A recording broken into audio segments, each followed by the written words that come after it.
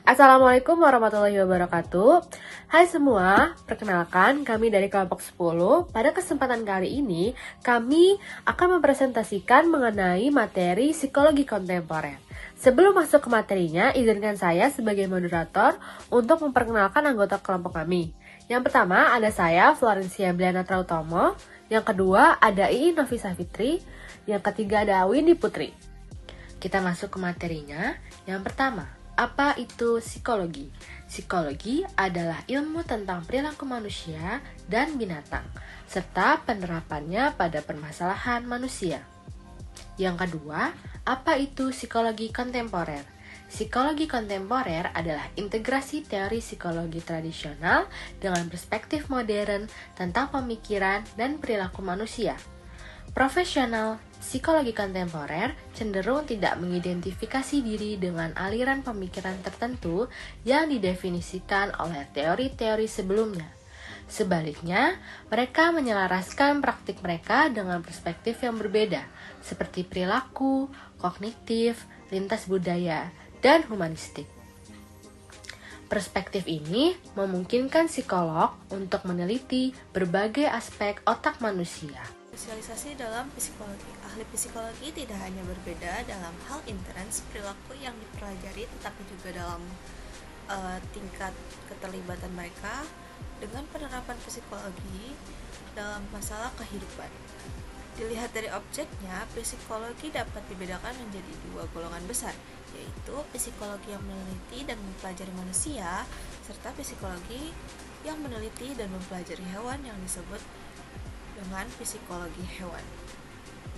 Area spesialisasi dalam psikologi yang membicarakan manusia dibedakan menjadi dua, yaitu psikologi umum dan psikologi khusus. Psikologi umum meneliti dan mempelajari aktivitas-aktivitas psikis manusia yang tercermin dalam perilaku pada umumnya, dewasa dan normal. Sedangkan psikologi khusus meneliti dan mempelajari segi-segi khusus dari aktivitas-aktivitas psikis manusia. Psikologi klinis, studi sebab-sebab dan treatment perilaku yang menyimpang terkait dengan pembahasan psikologis atau psikis individu yang mengalami penyimpangan. Kedua, ada psikologi konseling, membantu individu menghadapi masalah-masalah pribadi yang luas, misalnya rencana karir dan hubungan antar pribadi. Yang ketiga ada psikologi perkembangan.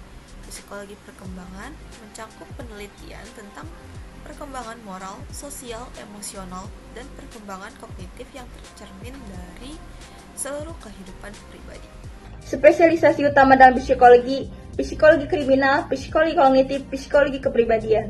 Psikologi kriminal secara khusus membahas kejahatan dan berfokus pada hal-hal yang berbau kriminalitas atau kejahatan. Psikologi kognitif berfokus pada bagaimana cara individu memproses, menyimpan, serta menggunakan informasi dan bagaimana informasi tersebut mempengaruhi apa yang diperhatikan, dirasakan, dipelajari, diingat, dipercayai, dan diperkirakan.